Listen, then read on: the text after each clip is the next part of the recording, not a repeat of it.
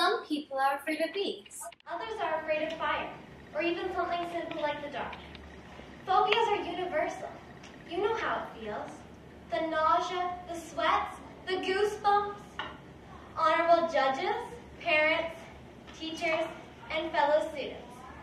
Hi, I'm Renaud, and I'll explain what phobias are, why we have phobias, and offer some tips on dealing with your phobias. A phobia is an anxiety disorder characterized by extreme or irrational fears of simple things or social situations. Basically, an extreme fear that makes it difficult for you to do something in your life. You feel different. Sometimes you can get all stiff and uncomfortable. Other times, we choose to run away screaming. One of my favorite TV characters has many phobias. His name is Monk. Monk is a private detective, very good at his job, but sometimes he can be a little bizarre because of his phobias. A few of his phobias are mesophobia, the fear of germs, scotophobia, the fear of the dark, and mycophobia, the fear of mushrooms. There's a phobia towards everything in this world. There's even a phobia for phobias called phobophobia. Me? I'm afraid of needles. I'm a vaccinophobe. Fluorophobics are afraid of clowns, and my favorite phobia of all, pteronophobia, is the fear of people tickling you with feathers. Although some of these phobias may seem funny, like a fear of mushrooms, the people who have them aren't laughing. They didn't ask for these phobias, so why did they have them?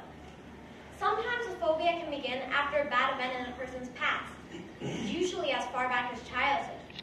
For example, you could have been tickled by feathers so much in your past that you developed pteronophobia. Also, a phobia can suddenly and without reason occur.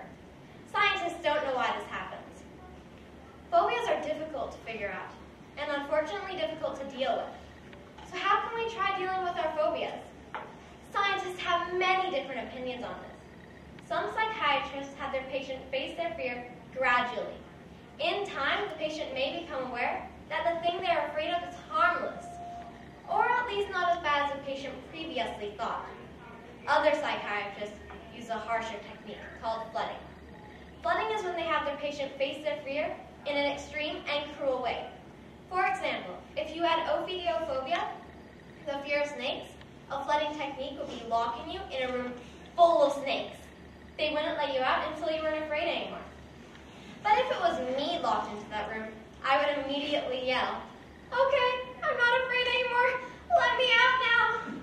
So I don't think flooding works. I think it makes the patient really hate their psychiatrist. But I have a theory of my own to help people deal with their phobias.